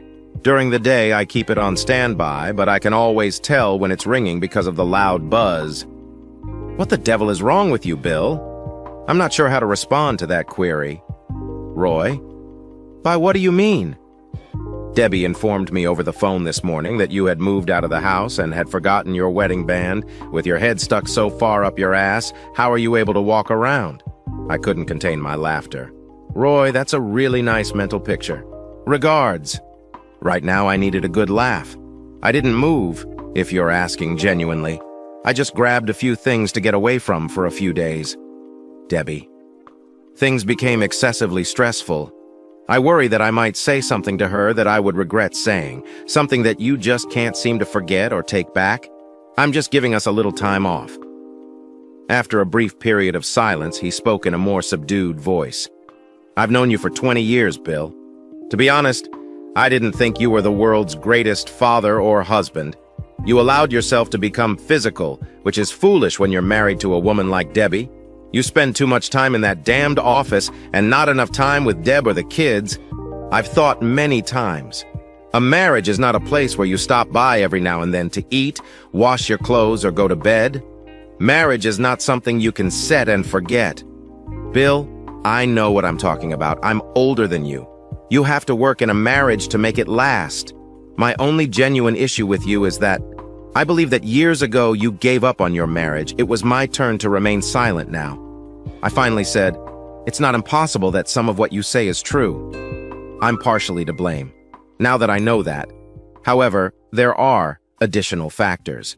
How come? How in the hell are you discussing this? Everything in your house blew up because of something that happened last week. What was it? I apologize. I'm not really able to discuss it. It simply helped me to put things into perspective and realize that I need to give everything some thought. All right? You'd prefer not to discuss it. Debbie and the kids are wonderful. Even so, I like you, even though I believe you're acting rudely at the moment. Bill, I need your help with something personal. Return home. Tonight, return home. Nothing can be better than to live in two different places. Could you please do that for me? I don't recall ever requesting a favor from you. I wavered, even though I couldn't shake the sick feeling in my stomach that we had gone past the point of no return, and there was no turning back. I still managed to return at 8:30 p.m. I had no intention of returning to the house I had left. As usual, Kelly was probably not home yet, and Bill Jr.'s stereo was blaring from his room. I walked by the room. Debbie materialized at the threshold. She had on a light blouse over her bra and shorts on. By the expression on her face, she didn't anticipate seeing me. Her expression changed as she gave the briefcase I was holding a quick glance. Is this merely a detour? Are you moving out of River entirely? I wanted to spend one night at home. Are you cool with that? Why? What makes you want to spend the night with a person who shows off to other men and cheats on you? I didn't think you were done with the kids and me. This is both your and my home, so I'll ask you once more. Can I sleep in our bed here for the night? She pivoted and strolled towards the chamber. She spoke over her shoulder. This is your house too, as you mentioned. Would you like to spend the night? Spend the night. You don't mind if I sleep in this bed? I'm not sure if I will. And there isn't any food for you either. You weren't what I expected. I told her I would check the refrigerator and see what I could find. It is not a major concern. My wedding ring was on the table next to our bed when I put my briefcase down by the bed. After attempting and struggling to reattach it, I managed to slide it onto my knuckle. I then went downstairs, opened a half bag of kosher franks, fried them in a pan, and sandwiched 3 pieces between slices of bread with a generous helping of hot mustard. I had dinner in the kitchen, and the following day we were able to successfully appoint jurors to the 3 cases we had initiated. And I was, as usual, up to my ears in crises that required all of my attention, so I didn't have much time to consider my home life. It was simple to fall back into a routine and give my work my all. At 10 p.m., I arrived home, Monday evening. When I went in, both of the kids were upstairs in their rooms. Debbie was seated at the living room computer console. When I walked in, she looked up at me and tripped over the button that disconnected her from the internet. A page from a lesson plan took the place of whatever was on the screen. I looked around the room, then stepped toward her and casually leaned in to give her a cheek kiss. She tried to smile at me, even though her face was slightly flushed. Hello. I apologize for being late, but as usual, I'm needed by everyone today. Her smile vanished as she turned to face me. Bill, I am aware. There's not enough for everyone to want to snatch a piece of you, is there? After reading a few pages of testimony upstairs, I took a shower and went to bed. Debbie didn't enter until nearly midnight. My office's large desk held the spy program, and there was no way I could access it without raising her suspicions. Thus, I was unable to discover her activities for the evening, but I would ascertain on the second Tuesday, even though I get annoyed by everyone in the world. I set aside an hour and a half for myself and left for home at high noon. I knew they would all be gone. I signed on and perused the most recent emails she had exchanged, one of which was sent on Monday afternoon. She was telling Lance all about our Sunday night in great detail. Debbie to Lance. Whoa, that sounds nothing like the husband you told me about. If nothing else, you ought to be much more at ease today. It's funny, but you didn't seem very at ease this evening. Did he make you reconsider remaining with him? He appears to be making a sincere effort to change. To be completely honest, I'm a little sorry to hear that. However, you must give the man credit. Debbie's being tried by him. Lance, I am acquainted with Lance. Yes, but Lance to Debbie, I know. However, what? Debbie. Oh my God, Lance. I'm not even sure how to phrase this, not even with you. However, I believe Sunday night has made me realize that this isn't going to work. Debbie to Lance. Despite his tardiness, it appears that he has the right attitude. Debbie to Lance. That sums everything up. He has the right kind of heart. Debbie to Lance. So have you made up your mind about what to do yet? Will you also let him know about this Friday night's UNF awards ceremony? Debbie, I'm not sure yet, but it won't be for a while. I promise not to tell him about the awards ceremony. I'll explain to him that it's just business and that spouses shouldn't go there. However, I must be present. I do not wish for you to be recognized as one of the department's top 2 newly hired young faculty members. Give Lance to Debbie without your best friend present. I want you there as a friend and mentor, and you know it. It wouldn't have been nearly as much fun this year. Debbie to Lance. Mentor, don't use that word. I look so damn old doing that. Lance to Debbie. I don't think you think I'm old. No, without a doubt not. Compared to most of the female students here, you have a younger spirit. Furthermore, you don't appear to be a mentor. Debbie to Lance. You've never said anything so kind to me as that. Put an end to it. It's difficult enough for me to maintain my composure at the moment. I have to wrap up matters with Bill before we get into this kind of conversation. Debbie to Lance. I recognize. I won't press you until everything at home is in order. However, I must admit that I am eager for Friday to arrive. Debbie. Tell Lance to behave well. Debbie to Lance. Yes, but it's challenging. God, this is difficult. Debbie to Lance. You forgot. I know that. That day at the restaurant, I watched you attempting to stand up. It's extremely difficult. Bye. That concluded things. The entire game of baseball. Her friend turned into an almost lover and soon-to-be lover. She intended to deceive me in order to spend her boyfriend's special day with her before breaking up with me. I'm not sure why. Even I was taken aback. Even though I knew it was going to happen, I still managed to stain my pants with vomit and barely made it to the bathroom in time. As I was leaving the house, I got dressed again, copied, and then cleared her email off the system. This was the last time I knew. Eliminate any remaining uncertainties. Put an end to your hesitation. I didn't bother to remove the ring from my finger at all, still in excruciating pain. Furthermore, the symbolism lost its significance. There was no union to dissolve. It was like I was 100 years old, a walking dead man. However, the sun was still shining through the window. I could hear kids having fun not far away. The world continued. About 10 o'clock at night, I called. I decided not to try to commute to work that night, and instead of trying to call someone, I left a message on the answering machine, explaining that I would have to work late and that I would be spending the next few days at the River Apartments. Seeing as how no one returned my calls, I suppose everyone was happy. Friday was rather dull, as Fridays usually are. Friday is interesting only insofar as the jury renders a decision. The judges often attempt to adjourn a trial while it is still in progress. Though in Jacksonville, that's more of an expression than a reality. They want to go out to eat or to a club. Jurors, witnesses, and police officers behave in the same way everywhere else. So by mid-afternoon, things usually settle down. And by 5 o'clock in the evening, the courthouse is practically abandoned. I had to break a number of traffic laws in order to get home by 6:15 p.m. Bill Jr. was outside getting into a friend's car when I came in, and Kelly passed me on her way out. She gave me a small smile as she did this. I shouldn't have been surprised that she was on the verge of embarrassment. I assumed she was old enough to understand our marriage, and I had no doubt that she had learned of the friendship between the young UNF professor and her mother.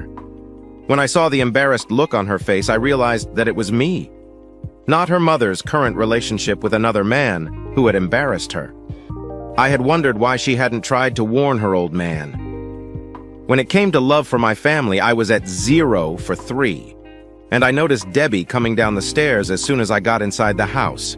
She was stunning and obviously a little afraid. It was obvious that she had attempted to leave the house before I did. "Oh, Bill, I thought you knew that you were coming home later. Or at least that's what I thought. I usually leave early on Fridays. Unless a decision is made, it's all finished. To what destination are you heading? So elegantly attired." It was a black dress she was wearing. It was too dressy and sophisticated for any college function I knew of. "Hey, there's a happening. It's almost like a required event for college staff members. I simply wanted to get dressed up. It's a business, though. None of the spouses, I believe, are attending. See, you've put in a ton of effort this week. I never imagined you would be interested in speeches and college administration in the evening. How about you unwind? When I get home, we can make plans for the weekend and order a pizza. I promise not to be tardy. For fun only. Despite the fact that it would be extremely boring, I nearly insisted that I wanted to go with him. However, I abandoned the notion. All right, sweetie, you look incredible, I must say. It will be a hit with every guy in the world. Look, though, do what needs to be done. It's not important to return early. These things seem to go on forever, I know. You are free to stay up late. Tonight, I'm probably going to bed early. Tomorrow, we'll work something out. She kissed me on the cheek with a sisterly smile of relief. She began to speak, and I couldn't help but wonder if she had any residual guilt about what she planned to do this evening. It wasn't enough, though. After turning, she left through the door. She didn't hear me say goodbye because she was already outside. It's a large campus at UNF. A winding road circles the entire campus.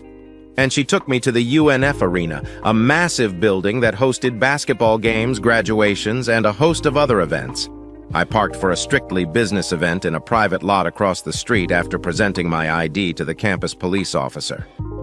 A large number of well-dressed men and women were filing into the building. Despite not having an invitation, I was allowed entry using my ID and the explanation that I was Professor Maitland's spouse. A podium stood at the far end of the hall, and numerous tables, each seating 4 to 6 people, were arranged around it. I looked over and saw that my side of the building had a cash bar. I made my way to the bar from the stadium seating areas on either side of the concourse. However, I entered the seating area and made my way nearly to the top before I even reached it. I was by myself and could look down on the throng. I looked through the small binoculars I had brought with me for 10 minutes before I saw her. A few yards from the dais, she was seated at a table with 5 other people, 2 women and 3 men. Well, it makes sense if Doug Lance is the winner tonight. Doug was wearing a tuxedo and was tall and thin. His arm was resting on her shoulder as they sat side by side. With a head tilt, he murmured something in her ear. I looked over at the 2 couples she was with. The glances my wife and Doug were receiving suggested that they were a well-liked pair.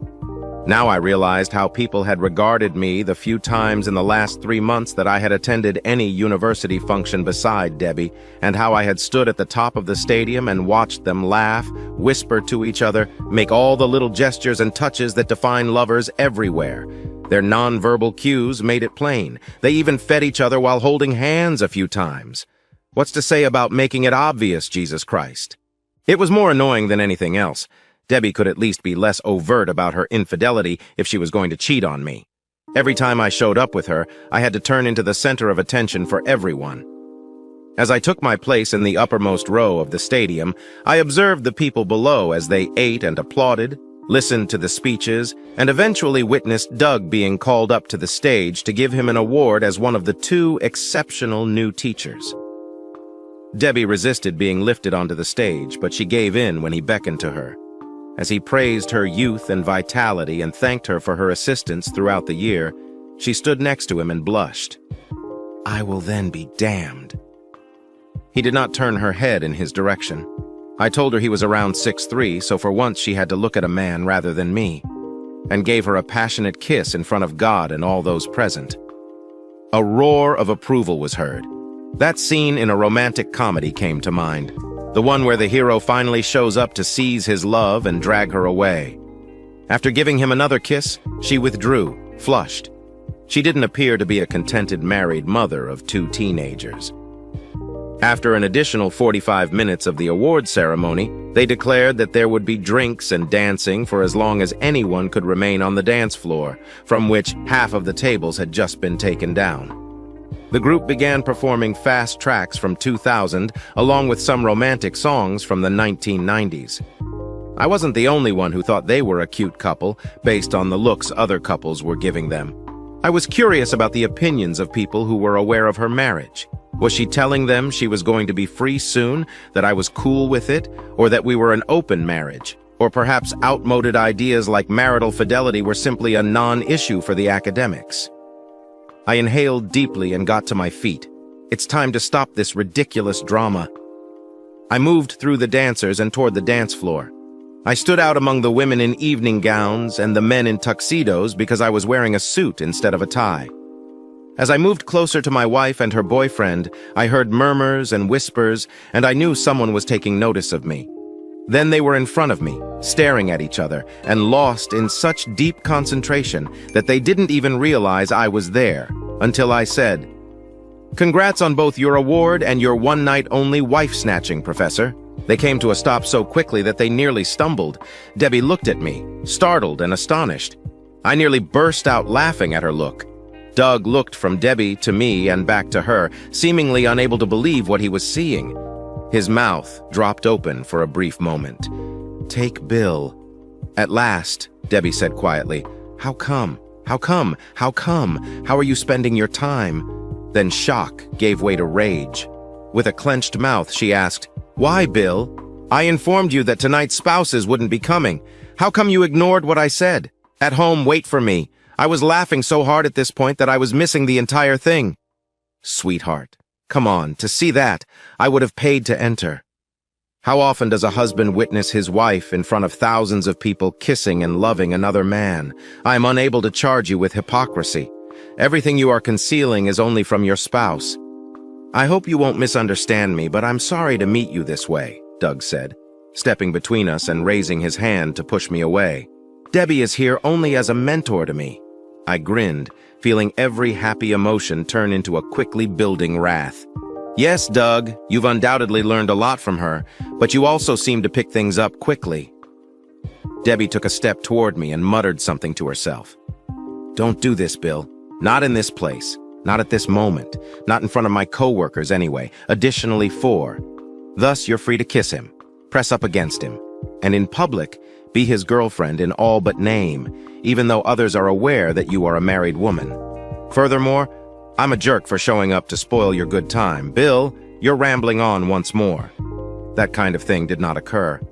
The other men and I were now close enough that I realized our conversation was being overheard, and would for weeks to come be the talk of the water cooler. I stopped smiling and just looked at her, the way I would look at a dead man who had been messed up for weeks, telling her to shut up, you stupid bitch. "I spent the entire evening here. I've observed you being polite. I observed you giving him food. Bogue. I witnessed him kissing you, not as a teacher, and you kissed him back, as I saw." Doug moved in closer, and I noticed that he had balled up one of his hands. It was clear how he felt about me attacking his girlfriend. "I understand that you're upset, Bill, but you have no right to be. You have that from Mr. Maitland's son. I also have every right. She is, in case you forgot, my wife. I'm the guy she's supposed to love and kiss, maybe not for long, until she tells me she wants to go anyway." That momentarily stopped him, and Debbie flushed as she noticed that there was now a group of people encircling us. "You teach business, by the way? Do you instruct students in business ethics? What morality exists in sharing a home with a married woman? Dividing a married couple?" It was a marriage, albeit possibly not a happy one. His fists were clenched, and I could see he was losing his cool. "Bill, he was trying, though. We're just friends, Mr. Maitland, even though it might have looked awful. Over these past 9 months, we have become closer. I wouldn't, however, meddle with a married lady." I looked at them both with disdain, finding it hard to believe they were still acting this foolish. "Doug, put an end to it. I am aware that my spouse ought to have informed you of my occupation. I can read people's facial expressions and body language. You've fallen in love, or at the very least wish to amuse my spouse. Furthermore, you find her more attractive than she does. I could say that the devil made me do it, but in all honesty, I think that my right fist was just a product of 2 weeks of simmering rage at that precise moment. However, I appeared to be moving slowly. With a casual backward lean, he struck me on the right side of my face with his fist, causing me to stumble backward. I found myself on my ass, staring at the shocked or chuckled expressions on the faces of those gathered around us. I noticed that Debbie was staring at me when I looked up. Her expression betrayed more rage than concern for her beloved husband's future. Shaking my head, I dispelled it. Trying to stand up, I realized that I hadn't been in a fight in 25 years and had forgotten what it felt like to take a solid blow to the face. I heard Doug apologize to Deb, saying, "I didn't mean to hit him, I just reacted instinctively. I staggered to my feet and shooed away a person who was clearly attempting to assist me. "All right, bastard. Let's give it another go." I awkwardly waved my arms as I lunged at him. As I previously mentioned, it had been more than 25 years since my last actual punch attempt. He simply waved me off and managed to push me until I found myself face first. The first laugh broke out. "We don't have to do this," he said, glancing down at me. "Come on, let's be grown-ups." I stood up and approached him cautiously. Debbie said, "Please, Bill, don't do this," shaking her head. "God, I'm embarrassed enough about you already. I have to get to know these folks. Please." I swung again, and this time I was able to land a left into his stomach when he blocked my right. "Bill, leave this place," Debbie gave a hiss. "You succeeded in destroying everything. Doug's career's most significant night was here, and you show up and look like a total asshole. I have not yet begun." Titters, my devoted and caring wife, barked behind me, and Debbie looked at me as if she didn't believe what I was saying, as if the idea that I could harm her young stallion was shocking to her. More than anything, it hurt that she was so certain that I was harmless. "Move on, Bill, be not a fool. He'll give you a booty. He can box and is bigger and younger. You've already made a fool of yourself around me. Avoid becoming a joke about yourself. It's heartwarming that you care. Go to hell." A hand caught my elbow and I heard Doug say something. "Bill, come on. This is over. Don't touch it. Allow me to assist you. After getting you cleaned up, we'll leave. Nothing was planned by me."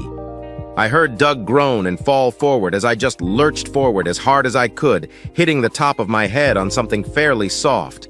In all his flat glory, Doug was lying on his back, and I had somehow managed to stay upright. If only there were a few more seconds, I could have stood up straight. Before anyone could block my path, I reached him and delivered another blow. Debbie's screams from behind me heightened the scene. Lord of heavens, Doug. I was dragged to the ground by a large group of people who heaped onto me. Debbie stood between us, and I saw her eyes dart from one to the other. Next, she sprinted towards Doug and squatted down next to him. She was in tears. She'd decided on something.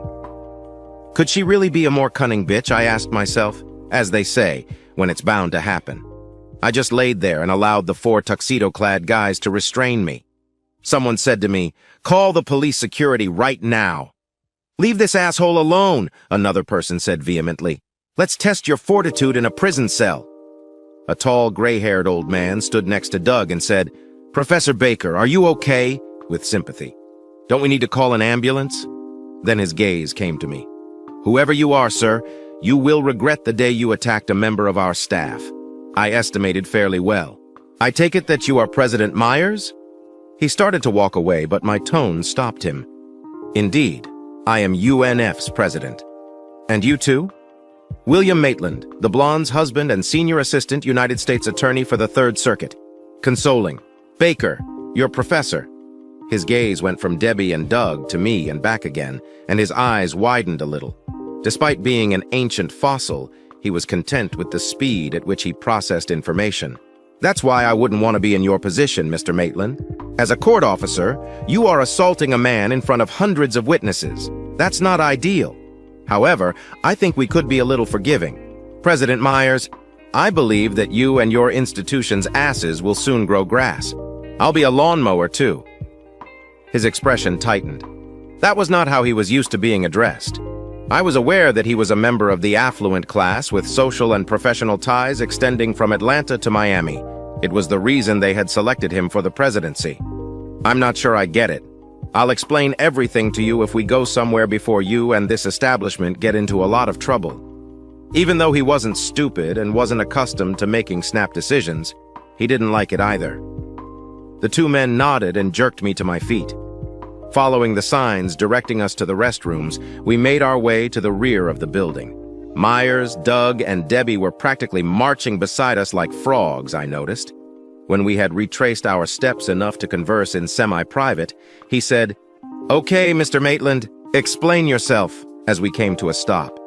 Although Doug's bleeding had almost stopped, he was still in discomfort. Debbie embraced him, and if appearances could kill, her stare would have sent me to the afterlife. "I don't know how attentively you're following the situation, but you don't seem foolish in my opinion. It's very easy. Professor Baker and my wife have been close for a while. To my taste, 2 are close. I am aware that the other day, while she was dressed provocatively, he drove her home and planted a kiss on her in my driveway. I am aware that she acted both on and off the dance floor with Professor Baker in a very tender and personal way. I have hundreds of witnesses, as you mentioned. I heard many of your staff members oohing and eyeing and applauding when he kissed her tonight. At the moment he did that, I don't think it will be difficult to persuade a jury that my wife's actions were well known when I sue UNF for betraying her affections. I had the impression that Debbie was going to leap through the gap between us. Perhaps she began to foam at the mouth. "You idiot!" she uttered loudly. "Myers, president. My spouse is mentally ill and is particularly fixated on the notion that I have cheated on him. All of it is in his mind. There is not a single thing that bothers me or Professor Baker. Never pay attention to what he says." "Put him away, please," Myers said softly while glancing at her. "I would lean toward agreeing with you, Professor Maitland, but regrettably for you, Professor Baker, I was present when you two expressed your emotions to each other, particularly that kiss. It seemed to me that no sensible woman would do such a thing, unless she and her husband had a deal in place. You obviously didn't too." He shook his head, looking at Doug. "Regarding you, Professor Baker, I'm not happy. I considered you to be a promising new member of our faculty, but whether or not there was anything improper between you and Professor Maitland, the reality remains that you ought to have exercised common sense to prevent the appearance of improper behavior, and it's clear that you didn't. I will need to reevaluate your position going forward at our university." For some reason, I refrained from laughing at the looks on their faces. Myers gave me another look. "Mr. Maitland, regardless of our internal operations going forward, it is still true that reporting this puts you in a far more dangerous and vulnerable situation. I think you're going to lose your job at the state's attorney office, and you might even lose your license. I could just call the police. Why not? You're accurate. I might lose my license and get fired. But if that occurs, I will file a lawsuit against the university for acting in a way that destroyed my marriage and alienated my wife's affections. Perhaps I won't succeed. Most likely not. However, I am a well-known prosecutor. Even more significant and pertinent to this conversation are my spouse and Professor Baker, both of whom are esteemed scholars. My spouse is fair-haired and Professor Baker is quite attractive. As word spreads about the alleged adultery, the romantic triangle, and the castling that occurs in academia, I believe UNF will be the target of a ton of unwelcome media attention. Not the kind of attention that will help you attract the big money, and not the kind of attention that you want. The legacy funds and corporate sponsors that are essential to the smooth operation of such an organization. I came to a halt, and we exchanged long looks for a brief while. 4 or 5 university security officers were gathered a little further away, I noticed. "You really don't care if you win the lawsuit, do you?" Myers finally sighed. He said, "What do you want?" before I could respond. Since Professor Baker is a rookie, he lacks the seniority-based academic protection. Maybe we could get rid of him. Though your wife's security is greater, we could help her find a more fulfilling job elsewhere. The fact that I didn't have a camera to record the looks on the lovers' faces is among my greatest life regrets. I gave a head shake. All I want is to leave this place and receive medical care. I want neither of them to get even with you. Myers had a shocked expression. "Mr. Maitland, you're an incredible man. Why did you arrive here and start this mess today, if you're not seeking retribution?" I gave Debbie a quick glance. Her expression conveyed a mixture of surprise and an inexplicable emotion. Doug appeared as though everything had fallen apart around him. I questioned his long-term prospects at UNF, regardless of what I said. "My union has ended. I am aware of this. My spouse has lost interest in me. Although it hurts, it occurs every day. I do not wish to ruin her. For the benefit of our 2 kids, I want her to continue working. No. I came here tonight to prove to my wife that I'm not a total moron, that she can't dress up for a hot date and leave the house and then feed me some bullshit about how she's going to a boring scientific meeting where spouses aren't invited. Regarding Professor Baker, I don't think it's his fault. Of course, he's a bastard for making out with a married woman, but if I wasn't already married to my wife, I would also follow in her footsteps. I didn't want to ruin his life because she's a fine woman. All I wanted was a little payback for snatching my wife from me." He gave me one last glance, said, "Mr. Maitland, you're a fascinating man. Please do not return to this location," and turned to leave. The small group of people left, and Debbie and Doug Baker turned to leave, but Debbie changed her mind and returned to me. Blood stained her handkerchief and dress, and the fire in her eyes had dimmed to a wary sadness. I suppose thanks. "Bill, I'm working, but I'm not sure how long I have left in my career because of all this crap. And for what purpose? Everything is only in your head. I'm not in a relationship. And Doug is just a friend, in spite of what you've witnessed. Bill, don't come back to the house tonight or any other night, please." She took a deep breath, then met my gaze. "To prevent you from coming near me or the kids, I'm going to obtain a protective order. You've proven to be a dangerous man, and I'm not sure how stable your mind is. I believe it is necessary for us to formally separate, if only temporarily. Our marriage may not survive, but we need some time and space before making any long-term decisions. The sheriff's office can help you arrange for someone to come get whatever you need." After saying those things, she walked back to the river with Doug and me, the following chapter. After a week, Debbie and the children had not responded. We were even, of course, since neither of us had attempted to call the other. I knew I would eventually need to find a more permanent place to live, so I had made the river condominium my temporary home. It was Friday afternoon, almost midday, and the sailor who had killed his daughter by shaking her was about to go to trial. We would probably get to a decision in time for Herman Herring, the presiding judge, to depart for the Times Union Performing Arts Theater to host the opening of a new play. The opening run was made by a junior associate named Billy Parker, and the last defense was offered by defense lawyer Bob Becker. Before we had one last chance to address the jury, there was a break. I tried to think of a tactical move while munching on a sub I had ordered from the courthouse's downstairs sandwich shop during the break. Parker performed admirably in the first or last closing exchange. Since Becker, the hotshot from New York, had put the young sailor Van Horn on the witness stand, he presented the case and the evidence against him in a way that made it clear enough for the jury to understand. There was still one bite of apple left for us. Parker could have finished the argument, but I considered taking it myself. In court, I wanted to chop off someone's balls. I was in need of something to lift my spirits. Peeping into my office, Cheryl said something inaudibly. "The phone bill includes her. It's about time." "All right." I took a phone call and I called her number. "Hello, Debbie." "Hello, Bill. What am I obligated to this honor? Are you pursuing me with another court order?" "Bill, no. Recall that we discussed taking a break until our relationship could be repaired." "I recall. It's my divorce filing this afternoon." "Okay, Bill, I appreciate the heads up. I don't see how this can be resolved. It's been a very long time since I was happy. Furthermore, I don't even think you'll miss me all that much when things calm down. You'll be working and doing things for a while yet. That's the reason you exist. What has dominated everything for so long? That's really perceptive. Knowing that you're considering me is comforting. And how's Doug doing, by the way? Needed a nose job or—" "No, he didn't, Bill. Thank you, but no. And I am aware of your thoughts on the matter, because ever since you went insane, things have been that way. I'm not doing this for Doug, though. For myself, I'm doing it. Bill, I simply don't love you anymore. Not in my case. I apologize. Debbie, that's all you had to say. My boyfriend will call your boyfriend, and I'll hire an attorney. Enjoy your life." I ended the call.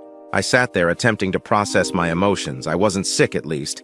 Everything happened so quickly. 1 minute of conversation marked the end of nearly 20 years of my life. It was gloomy, but it was supposed to rain under a cloudy black sky. It was just another day. On the phone, I spoke with Cheryl. I told her when she walked in, "Give Parker a call. I'm going to pick up my family. Van Horn and the death chamber are scheduled to meet." Again, I wasn't all that hungry, but I did sample a few bites from the sub. I emptied the leftovers into the garbage. I stooped to pick up my briefcase and made my way towards the door. Cheryl was already there in front of me when I got there. She merely gestured to my face. It escaped my understanding. How come? Is there something stuck in my teeth? She opened a cosmetic bag in front of the mirror and handed it to me. "Put the time and date on paper. Cheryl, I'm going to stop crying for this sorry bitch now." I could almost see the smile on my face as I made my way to the elevator. I felt bad for that son of a bitch for the first time. Van Horn.